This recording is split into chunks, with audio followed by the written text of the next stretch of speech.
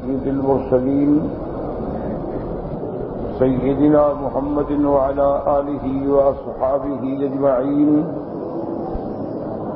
اللهم صل على سيدنا محمد وعلى آل سيدنا محمد كما صليت على إبراهيم وعلى آل إبراهيم في العالمين إنك حميد مجيد. أعوذ بالله من الشيطان الرجيم. بسم الله الرحمن الرحيم.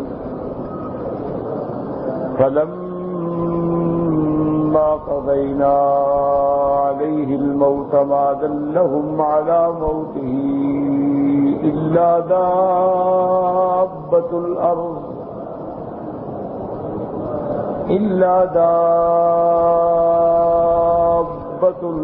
تأكل من سأته. فلما خر تبين ذا الجن أن لو كانوا يعلمون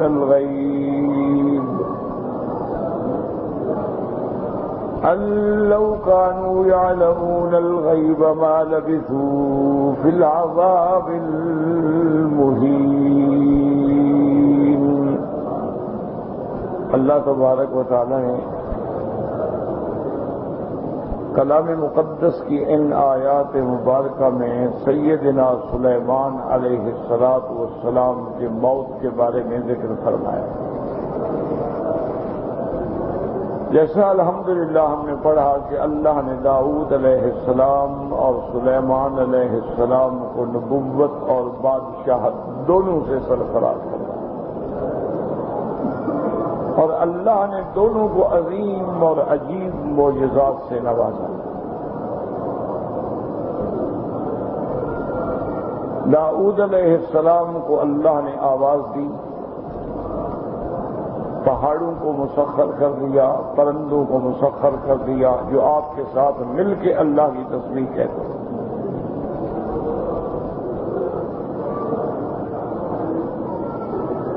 دوسرا، اللہ نے آپ کے ہاتھوں میں لوہے کو نرم کر دیا جس سے صنعت کی ابتدا ہوئی.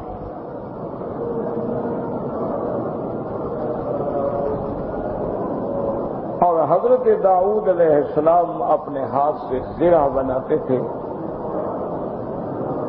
جو انسان کی حفاظت کے کام آتی ہے.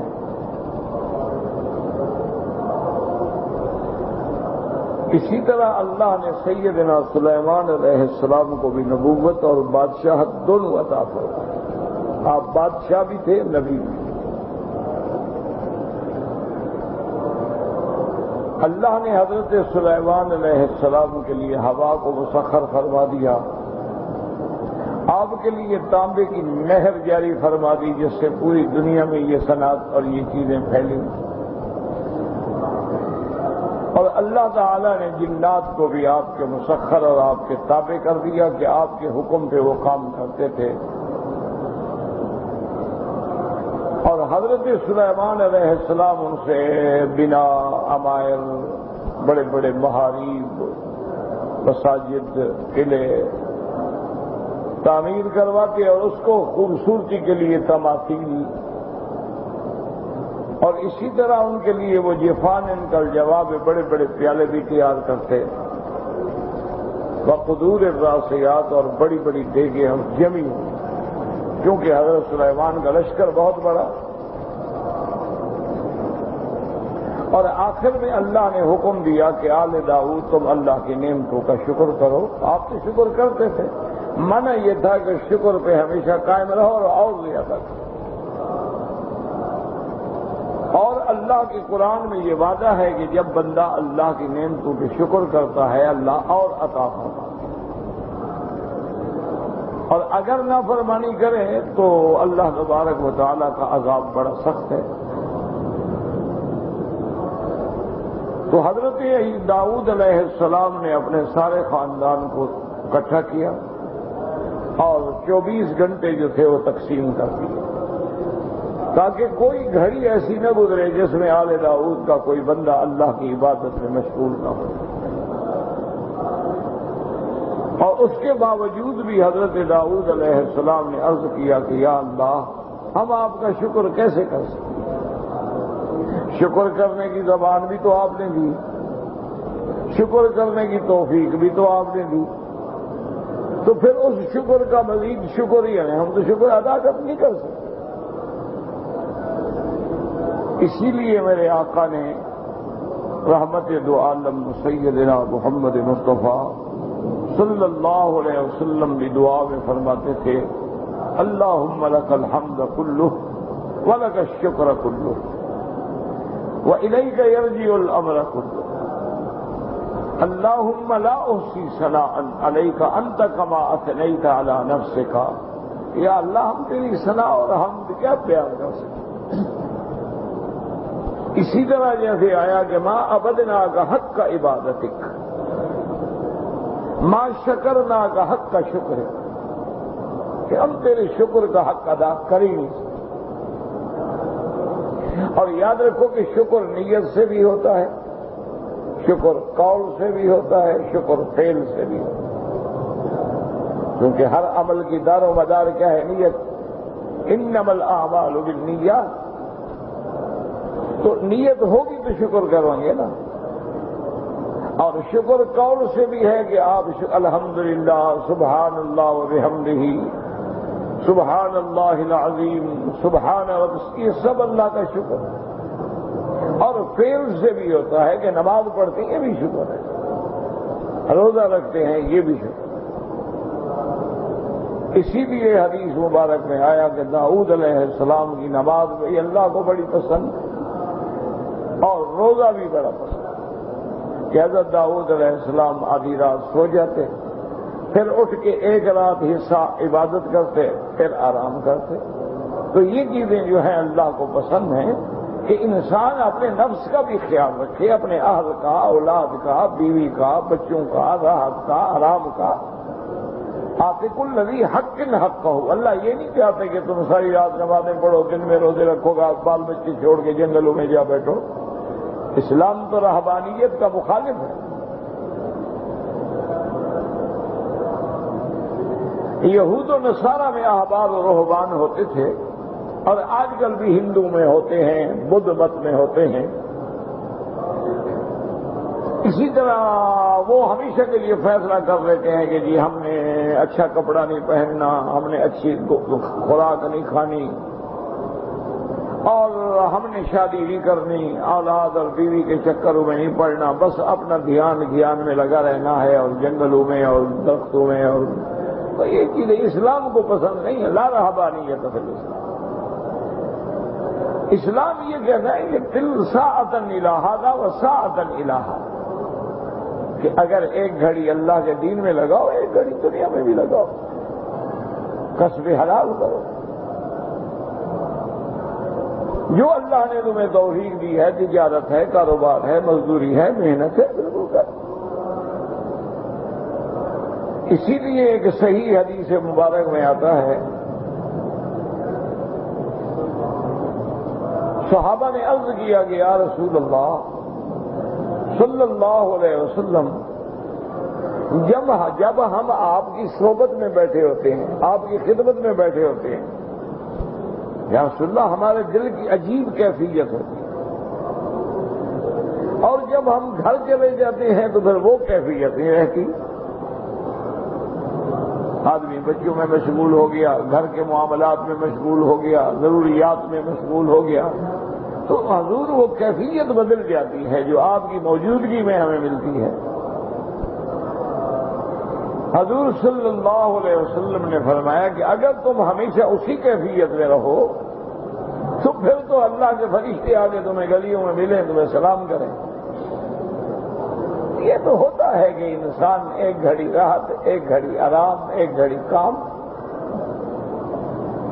تو اس لیے حضرت داؤد علیہ السلام کی نماز اللہ کو بہت پسند، اور احب الصیام الی اللہ صیام داؤد، اور روزہ بھی اللہ کو حضرت داؤد کا پسند، کہ کان یصوم یومن ویفطر یومن، ایک دن روزہ رکھتے، ایک دن افطار کرتے۔ لیکن افضل یہ ہے، یاد رکھیں کہ ایک تو روزہ فرض ہے رمضان کا، وہ تو فرض ہے، اس میں تو مسئلہ ہی نہیں نہ پوچھنے کا۔ اسی طرح رمضان المبارک کے روزے فرض کے بعد بعض ائمہ کے نزدیک 7 من شوال 6 روزے رمضان کے ہیں، لیکن بعض علماء احناف اس کے قائل نہیں ہیں۔ اچھا، اسی طرح 3 روزے جو ہیں اس میں بھی کسی کا اختلاف نہیں ہے، 13، 14، 15۔ اسی طرح یوم الاثنین اور یوم الخمیس کے روزے میں بھی کسی کا اختلاف نہیں ہے۔ تو اگر آدمی یہی روزے بھی رکھ لے تو بہت بڑی نعمت ہے، اور پھر اس کو کسی دنیاوی محنتوں کی بھی ضرورت نہیں، رجیم کی بھی ضرورت نہیں، کسی ڈائٹنگ کی بھی ضرورت نہیں، بس اس پہ عمل کر لو، صحت بھی برقرار اور اجر اور ثواب بھی ملا ہے۔ تو اس لیے احب الصیام الی اللہ صیام داؤد، حضور پاک نے فرمایا کہ اللہ کو بہت محبوب تھا حضرت داؤد علیہ السلام کا روزہ، اور انبیاء کو یاد رکھیں اللہ ایک خاص قوت بھی دیتے ہیں۔ جیسے آدمی کا ایمان جتنا مضبوط ہوتا ہے نا، اتنی آدمی کے لیے عبادت جو ہے آسان ہو جاتی ہے، سہل ہو جاتی ہے۔ جتنا اللہ تعالی سے محبت ہوتی ہے، جتنا حضور پاک سے محبت ہوتی ہے، تو پھر عبادت جو ہے وہ بڑی آسان ہو جاتی ہے۔ آپ دیکھیں نا کسی اپنے پیارے دوست کے ساتھ بیٹھے رات کو باتیں کرنے کے لیے، ساری رات گزر جائے گی، آپ کہو بھائی عجیب بات یاد ہی اور صبح ہو گئی، یعنی اس محبت میں آدمی اتنی کھو جاتا ہے۔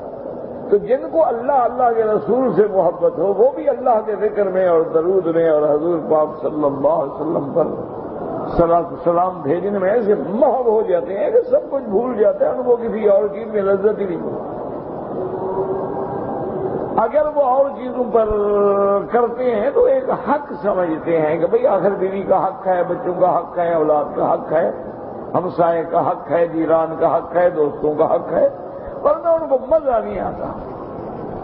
اسی لیے حضور صلی اللہ علیہ وسلم نے فرمایا تھا نا کہ قرۃ عینی فی الصلاۃ، میری آنکھوں کی ٹھنڈک جو ہے وہ تو نماز۔ اسی لیے صحیح احادیث مبارک میں آتا ہے کہ میرے محبوب دو عالم صلی اللہ علیہ وسلم آپ فرمایا کرتے تھے ارحنا یا بلال، ارحنا یا بلال، بلال اذان دو ہمیں آرام پہنچاؤ۔ تو آپ کو نماز میں آرام ملتا تھا۔ اسی طرح ہم نے دیکھے ہیں ماشاءاللہ بڑے بڑے اساتذہ کو ہم نے دیکھا ہے، اپنے اساتذہ کو بھی دیکھا ہے، اپنے والدین کو بھی الحمدللہ دیکھا ہے کہ ان کو جتنا سکون پڑھانے میں ملتا تھا نا، وہ سکون کسی آرام بستر پہ بھی نہیں ملتا تھا۔ ہمیں بالکل یاد ہے کہ والد صاحب رحمۃ اللہ علیہ بیمار ہو جاتے ہیں، ڈاکٹر منع کر دیتے، فرماتے کہ بھائی بہرحال یہ ہے کہ زیادہ سے زیادہ کیا ہوگا، موت آ جائے گی۔ تو اگر مجھے بخاری شریف پڑھاتے ہوئے، مسلم شریف پڑھاتے ہوئے، ترمذی شریف پڑھاتے ہوئے، حدیث رسول پڑھاتے ہوئے موت آ جائے تو اور میں کیا مانگتا ہوں۔ تو ان کو عشق تھا، درس دینے سے عشق تھا۔ جو لوگ یہاں رہتے ہیں، جن لوگوں نے والد صاحب رحمۃ اللہ علیہ کی زندگی دیکھی ہے، پرانے لوگ جو ہے وہ جانتے ہیں، فجر کی نماز کے بعد درس، ظہر کی نماز کے بعد درس، عصر کی نماز کے بعد درس، مغرب کے بعد درس، عشاء کے بعد درس، ہر نماز کے بعد کوئی نہ کوئی سبق پڑھاتے تھے۔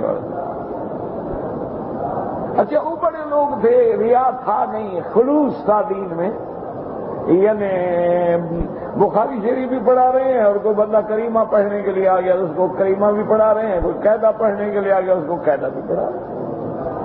آج کل تو استاد کہتے ہیں نا میں چھوٹی کتاب پڑھاؤں، میری توہین ہے، مجھے کوئی بڑی کتاب دو۔ اس لیے مدارس میں یہ بھی ہمارے لیے ایک امتحان ہوتا ہے کہ جب تقسیم ہوتے ہیں نا صبح کے جس استاد کو کہو چھوٹے سبق وہ ناراض ہو جائے، کہتے ہیں جی میں اتنا پرانا استاد ہوں، ابھی بھی میں چھوٹی کتابیں پڑھاتا رہوں گا۔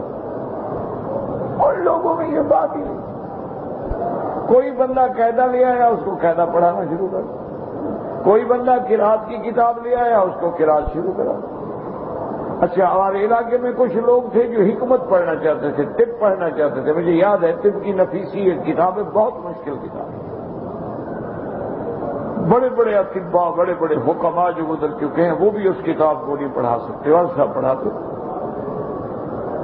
اچھا، اسی طرح ہر فن ماشاءاللہ، نحو پڑھنے والا آ گیا نحو پڑھا، منطق والا آ گیا اس کو منطق پڑھا رہے ہیں، معقول والا آ گیا اس کو معقول پڑھا رہے ہیں، معانی والے آ گئے اس کو معانی پڑھا رہے ہیں، بلاغہ والے آ گئے بلاغہ پڑھا رہے ہیں، ادب والے آ گئے ادب پڑھا رہے ہیں، فقہ والے آ گئے فقہ پڑھا رہے ہیں، اصول حدیث والے آ گئے اصول حدیث پڑھا رہے ہیں، اصول فقہ والے آ گئے اصول فقہ پڑھا رہے ہیں، علم میراث والے آ گئے علم میراث پڑھا رہے ہیں، عقلیت والے آ گئے ان کو فلسفہ پڑھا رہے ہیں، حدیث والے آ گئے حدیث پڑھا رہے ہیں، تفسیر والے آ گئے تفسیر پڑھا۔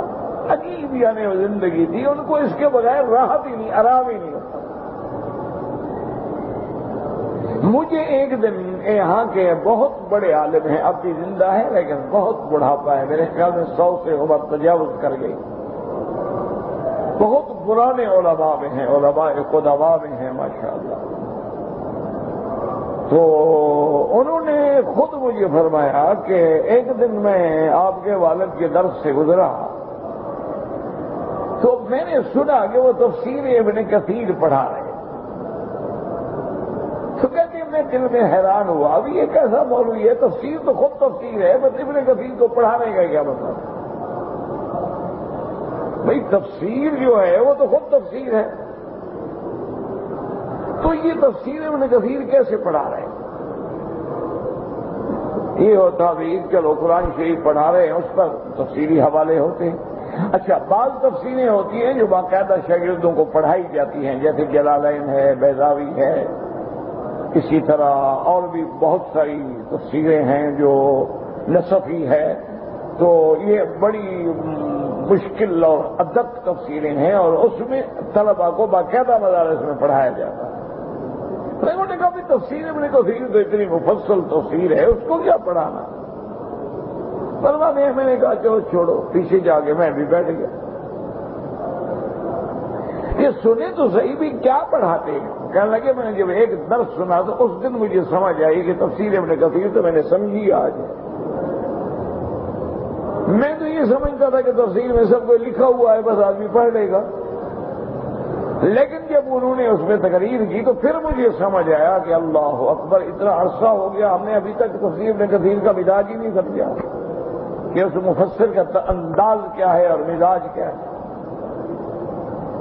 تو یہ بہرحال کہنے کا مقصد میرا یہ ہے کہ جس سے محبت ہو، دیکھو نا آدمی کو اولاد سے محبت ہے، آدمی کو اپنے اہل و عیال سے محبت ہے، اپنی بیوی سے محبت ہے، تو آدمی اس سے باتوں میں ایسا محو ہو جاتا ہے کچھ بھی یاد نہیں رہتا، ماں باپ بھی یاد نہیں رہتے۔ دیکھا نہیں بعض لوگ بیوی کی وجہ سے ماں باپ چھوڑ گئے،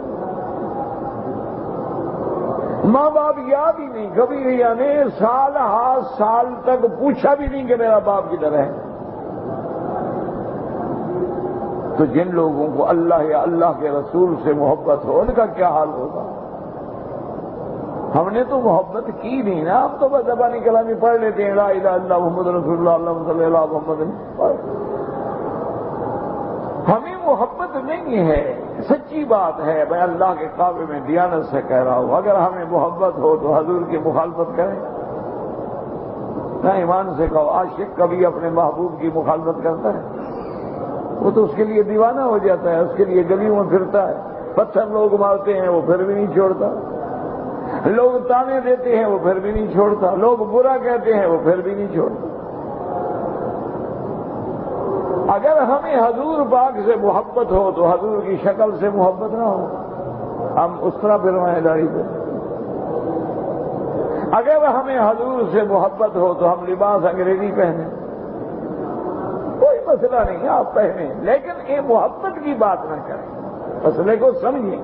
ایک ہے پہننا ٹھیک ہے، ایک آدمی نے پاجامہ پہن لیا ایک نے پینٹ پہن لی، کوئی مسئلہ نہیں ہے، لیکن ایک ہے دعویٰ محبت کا کہ ہمیں حضور سے محبت ہے، حضور ہمارے محبوب ہیں، حضور صلی اللہ علیہ وسلم سے ہمیں عشق ہے، ہم عاشق رسول ہیں، ہم رات دن حضور کی نعت میں ہیں، رات دن حضور کی مدح بیان کرتے ہیں، لیکن محبت ہو تو پھر محبوب کی کبھی مخالفت نہیں۔ یاد اگر تمہارے کسی عمل میں مخالفت ہے تو سمجھو محبت نہیں ہے۔ اگر تمہیں اللہ سے محبت ہے تو اللہ کی کبھی نافرمانی پھر ہو سکتی ہے؟ سوال ہی پیدا نہیں۔ اسی لیے ہم دیکھیں نا صحابہ رسول ہے، حضور سے محبت ہے، صحابی کو یعنی قتل کرنے کے لیے لے گئے مکے کے کافر، وہ قتل کرنا چاہتے ہیں، حد حرم سے باہر لے گئے، تنعیم سے باہر لے گئے، پوچھا کہ کیا تمنا ہے؟ کچھ نہیں، اجازت دو 2 رکعت نماز پڑھ لوں۔ انہوں نے کہا پڑھ لو 2 رکعت نماز۔ تو ایک کافر نے کہہ دیا، اسے کہا کیا تم یہ چاہتے ہو کہ تمہاری جگہ تمہارا نبی ہوتے اور تم بچ جاتے؟ انہوں نے کہا بدبخت کیا کہہ رہے ہو، مجھے اگر 100 دفعہ بھی پھانسی دے دو میں یہ تو برداشت کروں گا، حضور کے پاؤں میں کانٹا بھی برداشت نہیں کروں۔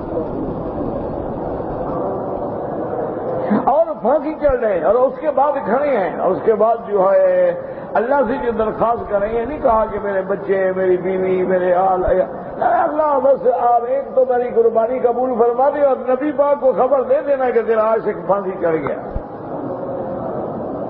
یہ ہے عشق، محبت اس کو کہتے ہیں کہ حضور صلی اللہ علیہ وسلم کی ذات ہے۔ یعنی جنگ ہوتی تھی تو صحابہ اور عورتیں، صحابیات، مدینے کی عورتیں بھی پوچھتی تھیں کہ کسی نے کہا تیرا بچہ شہید ہو گیا، اس نے کہا نہیں یہ بتاؤ حضور ٹھیک ہے؟ انہوں نے کہا الحمدللہ۔ انہوں نے کہا حضور پاک صحیح ہے الحمدللہ، بچہ شہید ہو گیا تو کیا بات ہے؟ تو اس لیے یاد رکھیں کہ احب الصیام احب الصلاۃ الی اللہ صلاۃ داؤد و صیام داؤد علیہ السلام۔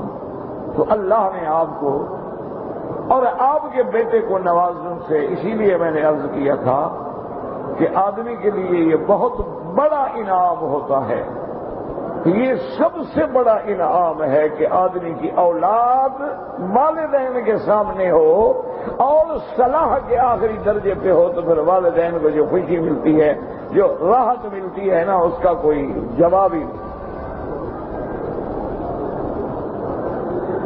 یاد رکھیں ہمیشہ کہ اس سے بڑی کیا نعمت ہوگی کہ باپ نبی ہو، بیٹا بھی نبی ہو۔ کوئی بات ہے؟ کوئی اس کا مقابلہ کر سکتا ہے؟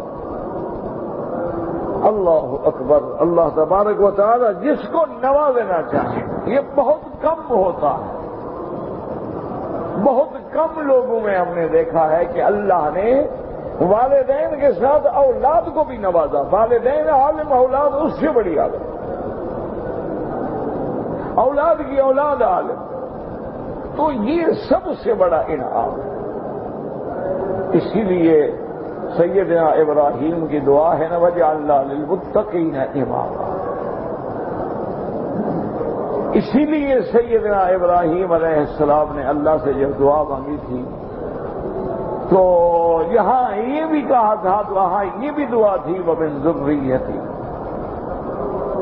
اللہ نے فرمایا ابراہیم تیری اولاد میں بھی ہم رحم کریں گے، لیکن لا ينال عهد الظالمین، لیکن اگر ان میں کوئی ظالم ہوں گے، کوئی شرک والے، کوئی کفر والے، پھر ان کو یہ نعمتیں نہیں ملیں گی۔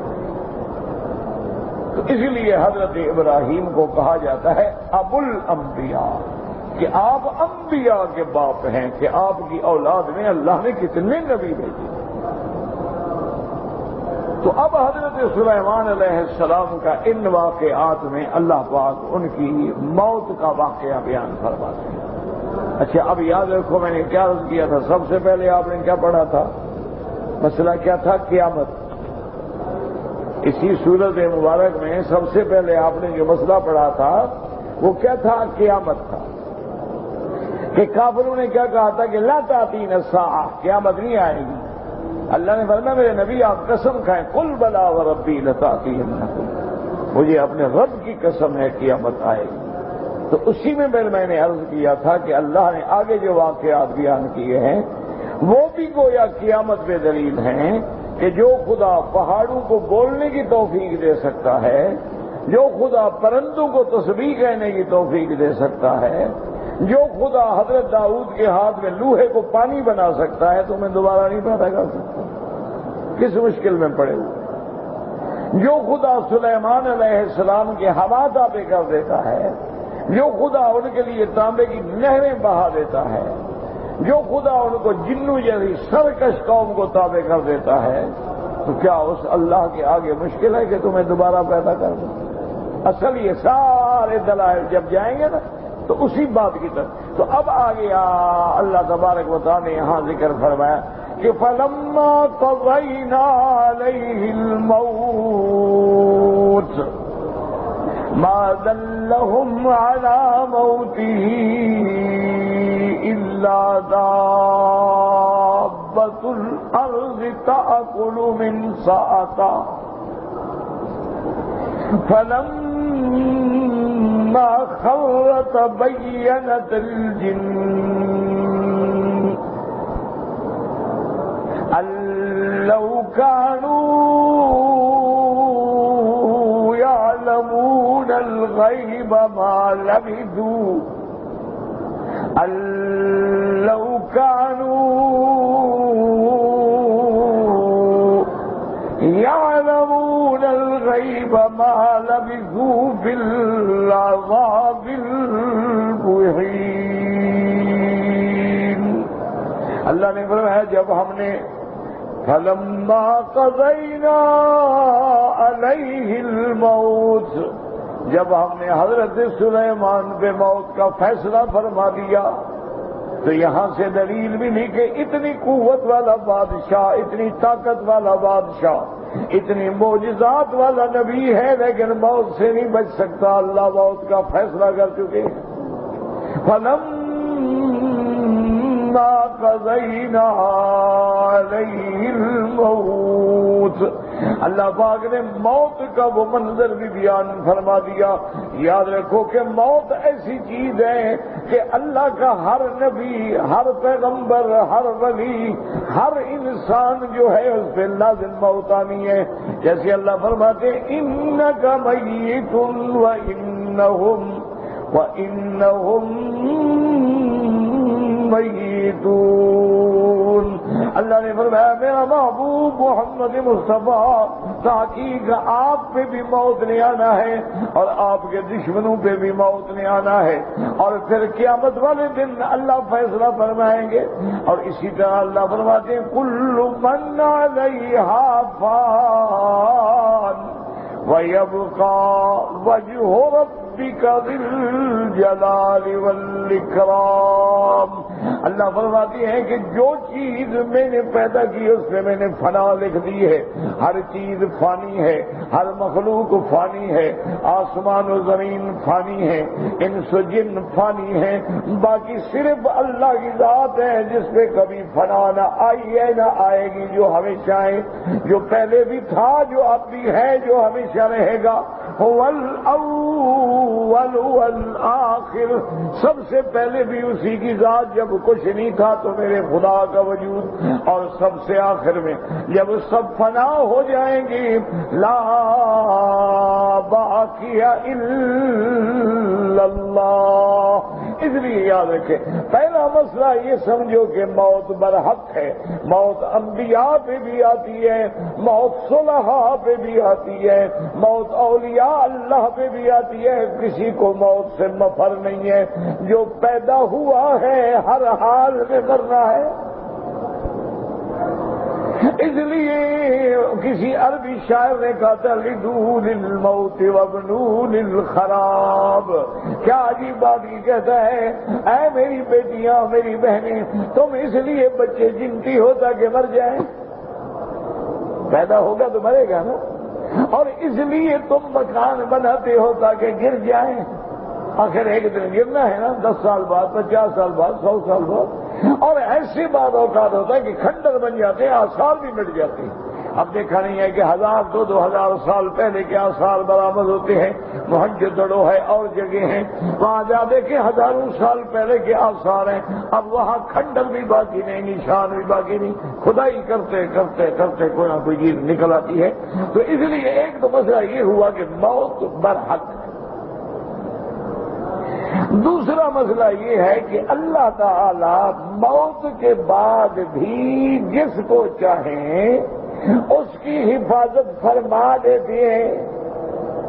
جیسے حضور نے فرمایا ان اللہ حرم اجساد الانبیاء علی الارض اللہ کے نبی نے فرمایا اللہ نے زمین پہ انبیاء کے جسد، انبیاء کے جسے کو حرام کر دیا ہے، زمین انبیاء کے جسے کو چھیڑ بھی نہیں سکتی، یعنی انبیاء محفوظ ہیں۔ تو اس کا اللہ نے دنیا میں بھی ایک نمونہ دکھلا دیا، اور واقعہ ایسا عجیب بنا کہ یہ اس وقت کا واقعہ ہے کہ حضرت سلیمان علیہ السلام تعمیر بیت المقدس آپ نے کر لی تھی، یعنی تعمیر مکمل ہو گئی، کیونکہ ایک حدیث میں آتا ہے سنن النسائی میں کہ حضرت سلیمان علیہ السلام نے جب تعمیر مکمل کر دی تو اس صخرے پہ جا کے کھڑے ہوئے اور دعا مانگی تھی کہ یا اللہ میں نے یہ تیرا گھر بنایا ہے، میں دعا کرتا ہوں کہ جو بندہ خالص تیری رضا کے لیے اس مسجد میں نماز پڑھنے کے لیے آئے اس کے گناہ معاف کر دے۔ ایک دعا یہ مانگی میرا اللہ جو اس مسجد میں خالص تیری رضا کے لیے آئے اس کے گناہ معاف کر دیں، فقیر ہے تو غنی بنا دینا، اور اس کو ہدایت پہ قائم رکھنا، ہدایت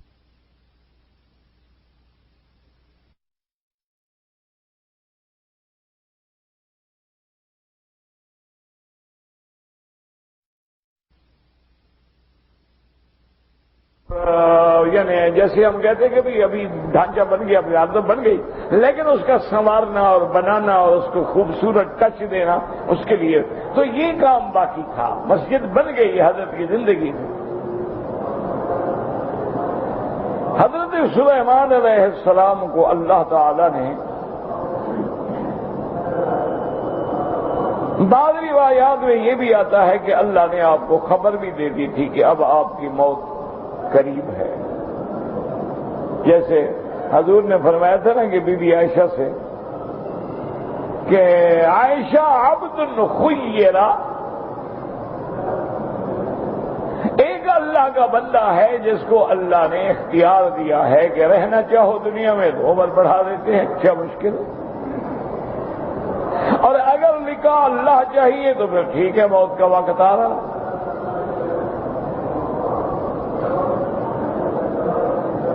تو بی بی عائشہ فرماتی ہے میں نے پوچھا کہ حضور پھر اس بندے نے کیا اختیار کیا؟ انہوں نے کہا اس نے اللہ کا لکھا اختیار کیا۔ بی بی فرماتی ہے میں سمجھ گئی کہ اذن لا یختارنا، اب حضور ہمیں نہیں، ہمارے ساتھ رہنا نہیں چاہتے، بس اب جانے کا وقت آ گیا۔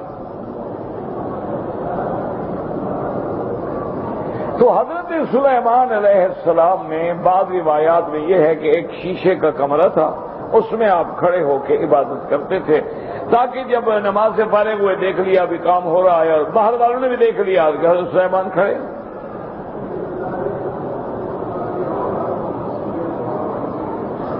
تو حضرت سلیمان علیہ السلام اس کمرے میں داخل ہوئے اور جنات کو ہدایات دے گئے، یہ کرو یہ کرو یہ کرو یہ کرو یہ کرو۔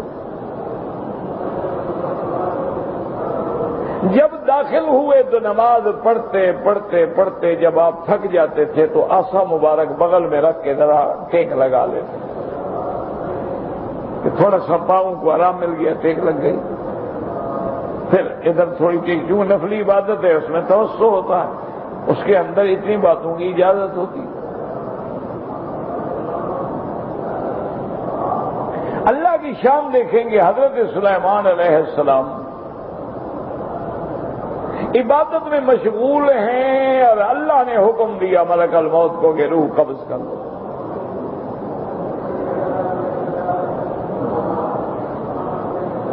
حضرت سلیمان علیہ السلام کی روح مبارک قبض ہو گئی اور حضرت سلیمان اسی طرح کھڑے ہیں۔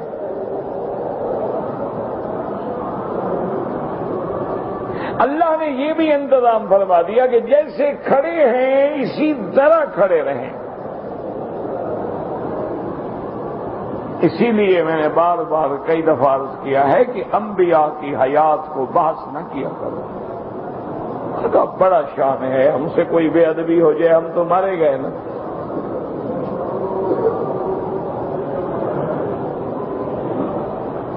اب یہ دیکھیں جی کہ مثلاً کسی چیز کو آپ کھڑا کر رہے ہیں تو سانس ہے، روح ہے تو کھڑی ہوگی نا، اگر روح نکل جائے تو فرق۔ یہ دیکھا نہیں، اللہ نہ کرے اللہ نہ کرے فالج گر جاتا ہے، وہی ہٹا کٹا بندہ ہوتا ہے، اب پاؤں پہ کھڑا ہی نہیں ہو سکتا، پاؤں اٹھا ہی نہیں سکتا، ہلا ہی نہیں سکتا، ہاتھوں پہ کر کے ہاتھ کام ہی نہیں کرتے۔ تو جب بندے کی روح نکل جائے تو پھر آپ کا کھڑا رہنا، یہی تو کمال ہے نا جو اللہ نے اپنی قدرت کا کمال دکھایا عالم کو، کہ دیکھو روح قبض ہو گئی ہے لیکن میرا سلیمان کھڑا ہے جیسے حیات میں عبادت میں کھڑے ہو۔ اور پھر اس پہ اندازہ کریں کہ بھئی دیکھیں نا، انسان مثلاً 8 دن کے بعد 10 ناخن کاٹنے پڑتے ہیں، مونچھیں بڑھ جاتی ہیں، ٹھیک کرانی پڑتی ہیں، لیکن حضرت سلیمان کھڑے ہیں تو بالکل کسی چیز میں بھی تغیر نہیں، اور جن دیکھ رہے ہیں لگے ہوئے ہیں کام میں۔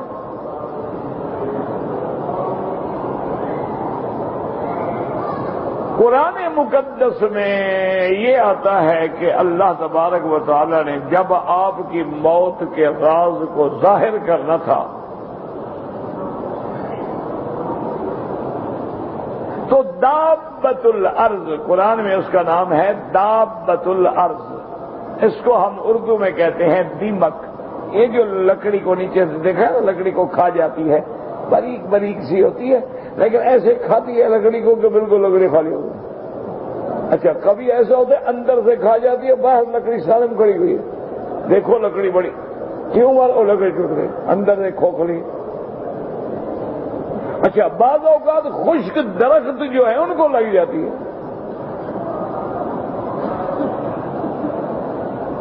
بعض لکڑیاں ہوتی ہیں ایسی کہ جن کو دیمک نہیں کھاتی، ورنہ کسی کو نہیں چھوڑ۔ یہ ایسی چیز ہے، حالانکہ کتنی چھوٹی سی چیز ہے اور کتنی بڑی چیز کو کھاتی ہے۔ کھڑے کھڑے درخت گر گئے، کھڑے کھڑے دروازے ختم، بہترین بڑی بڑی لکڑیاں یعنی شیشم کی لوگ خریدتے ہیں، دیکھنے میں اتنا خوبصورت ہے، جب کاٹا اندر سے کھا لیا۔ تو اللہ نے دابۃ الارض یعنی اس دیمک کو حکم دیا کہ آپ جائیں ذرا، اب آپ کمال دکھائیں۔ یہی تو قدرت کا کمال ہے نا، کبھی چاہتے ہیں تو پرند و ابابیل کو بھیج دیتے ہیں، کبھی چاہتے ہیں دیمک کو حکم دے دیتے ہیں، اس کی مرضی ہے نا جی، جو چاہے نا۔ کبھی چاہتے ہیں تو ایک مچھر کو حکم دیتے ہیں کہ نمرود کے ناک میں گھس جاؤ، ایک چھوٹا سا مچھر پسو ناک میں جو گھسا نا جی وہ دماغ میں بیٹھ گیا، اب وہ دماغ میں جب یوں کرے تو اس کو تو تکلیف شروع ہو جائے، تڑپنے لگ جائے درد سے۔ اچھا علاج کیا تجویز ہوا کہ جی مارو اس کو، جب مارتے تو مچھر چپ کر جاتا نا اندر، اس کو آرام مل جاتا۔ تو اب جب مارتے مارتے تنگ آ گیا، اب جوتا اٹھا کے مارو، ہاتھ تھک جاتے نا، مار کتنا تک مارے آدمی آ کر۔ یہ اللہ کا انتظام ہے، وہ جو چاہتے ہیں، کبھی مچھروں سے کام لے لیتے ہیں، کبھی عنکبوت یعنی جو جس کا گھر سب سے کمزور ہوتا ہے وہ کیا ہوتا ہے، مکڑی کا جالا۔ دیکھا نا ہم نے کیسے جالے ہوتے ہیں بڑے بڑے، ایسے زور سے مارو سارا اڑ کے وہاں جا پڑے گا۔ ان اوہن البیوت لبیت العنکبوت، کہ سارے گھروں میں کمزور گھر جو ہے مکڑی کا گھر ہوتا ہے، لیکن کبھی کبھی اللہ اس سے کام لے لیتے ہیں کہ سرکار دو عالم اور سیدنا ابو بکر جب غار میں تھے، اللہ نے حکم دیا مکڑی کو کہ غار کے منہ پہ جالا تن دو۔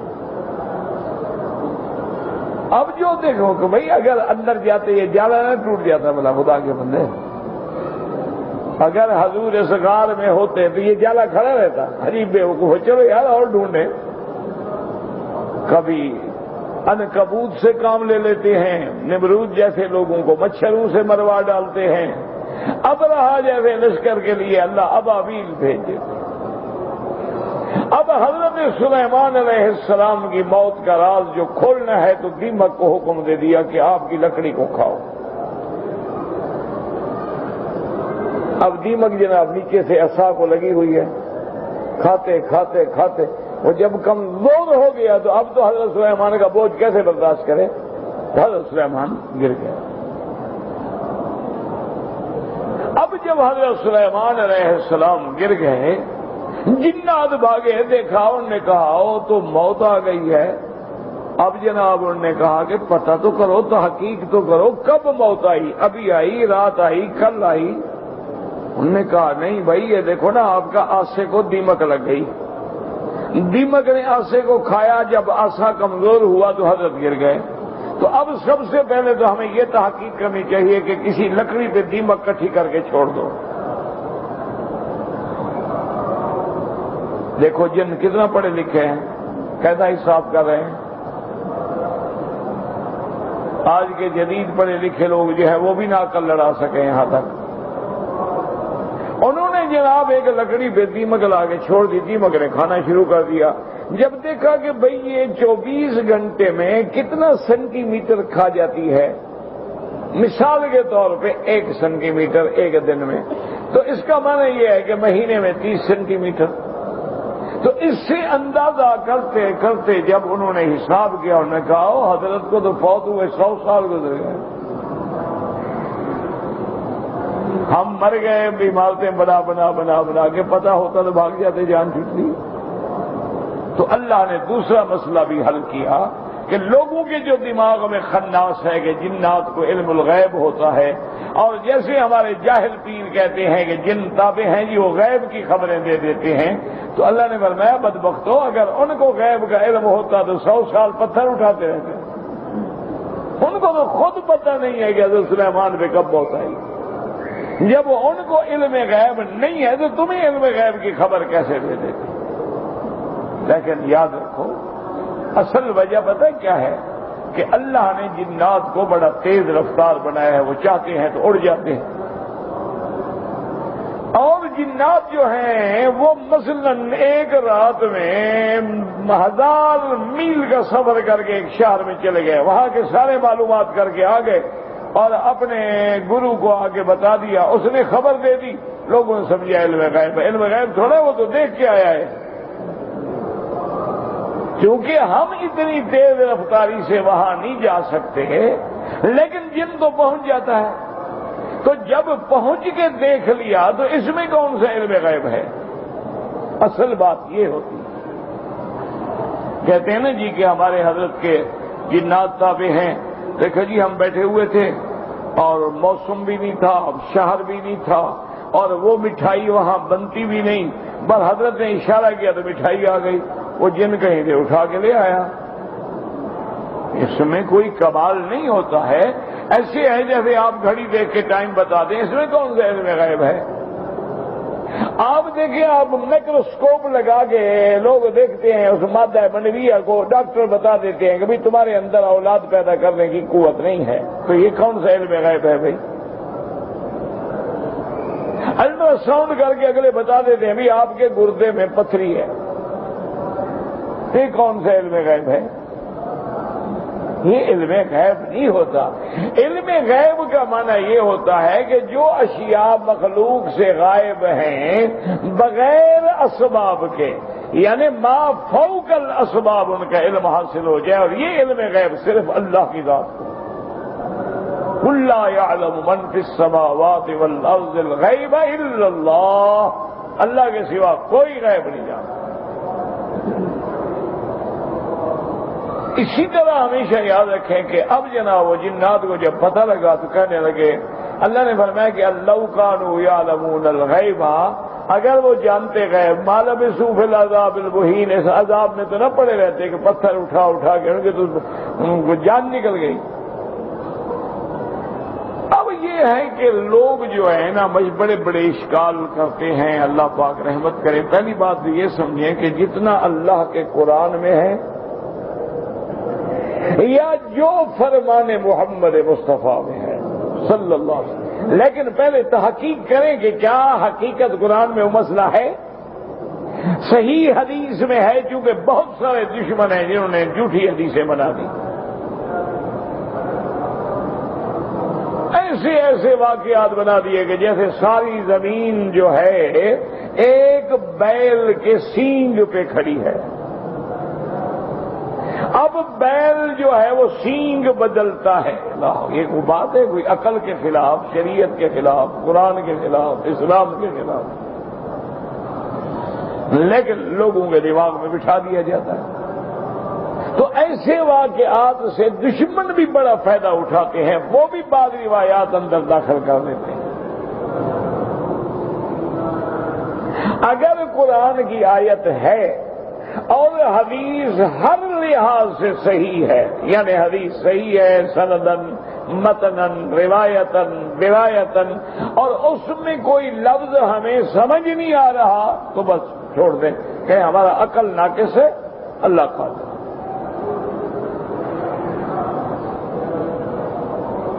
جیسے مثلا حدیثوں میں آ جاتا ہے نا کہ ادنا منزلتن، جس کا جنت میں کم سے کم رتبہ ہوگا اس کے پاس بھی 70 غلام ہوں گے. بعد میں ہے 700 غلام ہوں گے، اور 700 قسم کے کھانے لیں گے، اس کے آگے پیش کریں گے، وہ سب کھائے گا.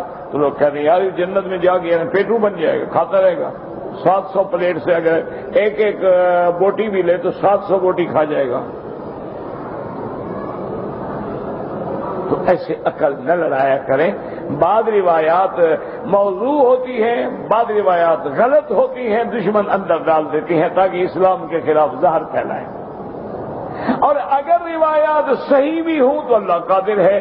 جیسے کہ حدیث میں آتا ہے شرابن طہورا، جب جنت کی شراب پیئیں گے سارا کھانا ہضم. جیسے اللہ نے ان کو اتنی طاقت دی ہوگی کہ اپنی بیویاں بھی ہیں اور 70 حورین بھی ہیں، اگر وہ چاہیں تو سب کا حق ادا کر سکتے ہیں. اب دنیا میں تو کوئی مرد ایسا نہیں پیدا ہوا نا جو 70 عورتوں کے ساتھ ایک رات میں حق ادا کر سکے. لیکن جو خدا ایک کی طاقت دیتا ہے، 4 کی دیتا ہے، وہ 70 کی بھی دے گا. اس لیے عقل نہ رہے. اصل بات یہ تھی کہ وہ لوگ ایک اپنا اشکال کرتے ہیں، اچھا جی جنوں کو تو پتہ نہ لگا تو آپ کے بیوی اور بچے اور اہل اور یال اور دوست اور وزیر ان کو بھی پتہ نہیں چلا اتنی مدت کے وہ نہیں. حضرت سلیمان جو نہیں آ رہے، کیا بات ہے؟ دشمن تو اعتراض کرتا ہے نا، دشمن تو دشمن ہے. مخالف جو ہے اسلام کا وہ تو مخالف ہے نا. انہوں نے ایک اعتراض کیا اور نے کہا دیکھو جناب عجیب بات ہے کہ ایک پیغمبر ہے، چلو جی مان لیا جنوں کو پتہ نہیں لگا، لیکن ان کی بیوی ہے، بچے ہیں، اولاد ہے، اسباب ہے، احباب ہیں، دوست ہیں، ملک کا نظام سلطنت ہے، تو کسی کا بھی آپ کو فکر نہیں اور نہ کسی کو آپ کا فکر ہے کہ پتہ کریں. یہ کیسے ہو سکتا ہے؟ اس لیے یاد رکھیں، کوشش یہ کریں کہ آج کل دشمنان اسلام جتنا قرآن اور سنت اور اسلام پہ اعتراض کر رہے ہیں، اب علماء کا کام ہے ان پہ محنت کریں، نہ کہ اپنے لوگوں کو کافر کہتے رہو، یہ کافر اور یہ کافر اور وہ کافر اور وہ کافر.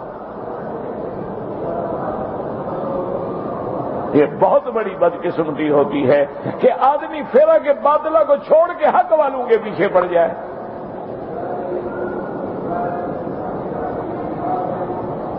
اللہ جب کسی سے ناراض ہوتے ہیں تو ان کو اپنے اولیاء کا دشمن بنا دیتے ہیں.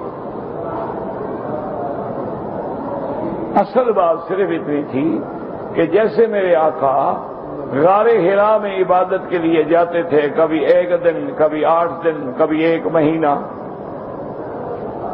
تو گھر والوں کو تو پتہ ہوتا تھا کہ آپ حرا میں ہیں اور غار میں ہیں، جب ضرورت ہوگی آ جائیں. تو حضرت سلیمان کی بھی عادت مبارک تھی کہ وہ اپنے کمرے میں کبھی کبھی مہینہ باہر نہیں آتے، کبھی 2 مہینے باہر نہیں آتے، کبھی اتنی لمبی مدت باہر نہیں آتے. تو یہ ان کی عادت مبارک تھی اور نظام چالو تھا، ہر کام اپنا اپنی جگہ پہ سیٹ تھا. اور وہ سارے گھر والے بھی جانتے تھے کہ حضرت کی تو عادت ہے، جب تک آپ خود باہر نہ آئے ہم تو پوچھ ہی نہیں سکتے. تو اس لیے کسی کو پتہ نہ چلا. دوسری بات یہ ہے کہ دیمک کا حساب کر کے 100 سال کے اندازے لگانا، یہ تو لوگوں کی روایات ہے نا، قرآن تو نہیں کہتا نا۔ قرآن تو صرف یہی کہتا ہے کہ فَلَمَّا قَضَيْنَا عَلَيْهِ الْمَوْتَ مَا دَلَّهُمْ عَلَى مَوْتِهِ إِلَّا دَابَّةُ الْأَرْضِ تَأْكُلُ مِنْ سَأَتَهُ مِنْ سَأَمَنَ عَصَا۔ اصل ہے نا نسا مانا ہٹانا، تو آدمی اپنی عصا لکڑی سے چیزوں کو ہٹاتا ہے نا۔ من ساتہ فلما خر تبینت الجن ان لو كانوا يعلمون الغیب ما لبثوا فی العذاب المہین۔ یہاں اللہ نے نہیں بتایا کہ ایک دن، ایک مہینہ، ایک سال، قرآن نے کوئی بات نہیں، صرف اتنا ہے کہ لوگوں کو آپ کی موت کا پتہ نہ چلا۔ جب اس دیمک نے کھایا اور آپ اس سے گرے عصا سے، تو اب لوگوں کو پتہ چلا کہ حضرت موت آ چکی ہے۔ اللہ کے قرآن نے تو کوئی تعین نہیں کی ہے نا مدت کی، کہ ایک سال تھا، ایک مہینہ تھا، ایک دن تھا، ایک گھنٹہ تھا، واللہ اعلم۔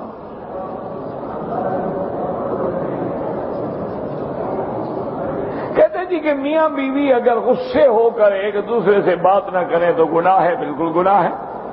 3 دن سے زیادہ کسی سے ناراض نہیں رہا جا سکتا، ہر حال میں بات کریں۔ یہ کیا ہے؟ یہ اچھا غصہ ہے، میاں بیوی بننے کا فائدہ کیا ہوا انہیں؟ بیوی تو ناراض ہے، خاوند بھی ناراض ہے، یعنی دونوں دوسری جگہ گناہ کریں۔ شادی کرنے کا کیا فائدہ ہوتا ہے؟ آدمی روٹی پکانے کے لیے شادی کرتا ہے، وہ تو ہوٹل پہ مل جاتی ہے۔ کپڑے دھلوانے کے لیے شادی کرے، وہ بھی دھو دیتا ہے۔ تو اگر میاں بیوی میں اتنا نشوز ہے، یا فیصلہ کرو یا طلاق دو، ختم کرو بات۔ یہ کیا غصہ ہے کہ ایک گھر میں رہتے ہیں بات نہیں کرتے؟ بالکل اللہ ناراض ہوگا دونوں سے۔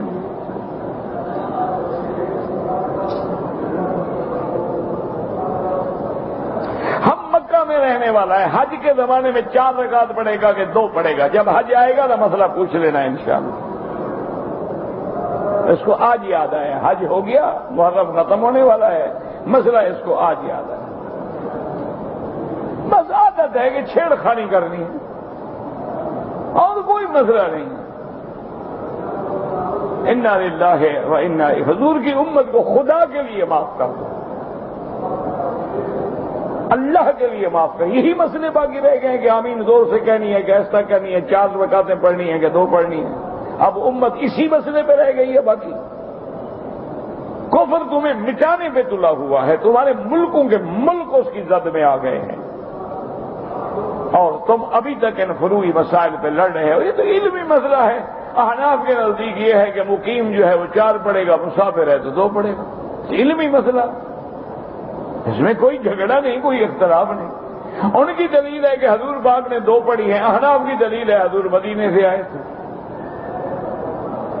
تو کوئی لڑائی والا مسئلہ نہیں، 4 پڑھی 2 پڑھی، اللہ قبول فرمائے۔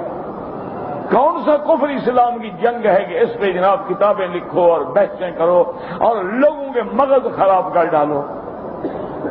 انا للہ و انا الیہ راجعون۔ ایک آدمی نے زور سے آمین کہا، الحمدللہ، کیا ہو گیا؟ ایک نے ایسا کہا، اللہ زور سے بھی سنتے ہیں، ایسا بھی سنتے ہیں، یعلم الجہر وما خفی۔ اس میں کیا؟ اللہ نے دونوں جماعتیں پیدا کر دی ہیں، ایک زور والے ہیں، ایک ایسا والے ہیں، تاکہ پتہ لگے خدا دونوں کی سن رہا ہے۔ تہجد کی نماز افضل یہ ہے کہ 4 رکعت پڑھا جائے، کیونکہ حدیث میں آتا ہے، بی بی فرماتی ہے، کان یصلی 4 حضور پاک 4 رکعت پڑھتے تھے اور 8 رکعت پڑھتے تھے۔ فلا تسأل عن حسنہن وطولہن، بی بی فرماتی ہے آپ کی نماز کا حسن اور آپ کی نماز کی طوالت اور آپ کی قنوت اور آپ کی تلاوت، بیٹا کیا پوچھتے ہو، حضور کی نماز کا کیا مقابلہ؟ مسلمان لڑکا غیر مسلم لڑکی سے نکاح کر سکتی ہے؟ نہیں کر سکتی ہے۔ کسی مسلمان کو غیر مسلم لڑکی سے نکاح کرنے کی اجازت نہیں، الا اہل الکتاب، اگر کوئی کتابی یا لڑکی ہو، لیکن وہ بھی تب ہے جب مسلمان لڑکیاں نہ ملیں۔ اگر مسلمان لڑکیاں موجود ہیں پھر کیوں کتابی سے شادی کریں؟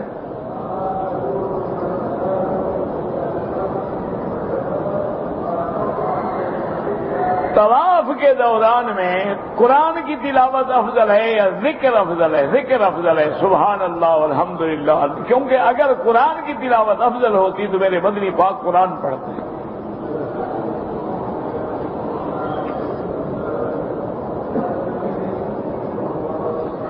کسی لڑکے کا کسی سے تعلق تھا، ناجائز اولاد ہوئی، یہ مسئلہ دارالفتاء سے جا کے پوچھیں۔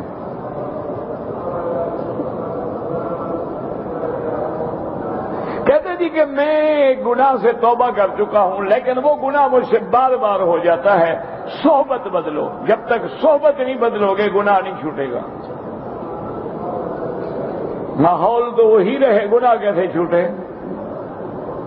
ماحول بدل ڈالو، ساتھی بدل ڈالو، جگہ بدل ڈالو۔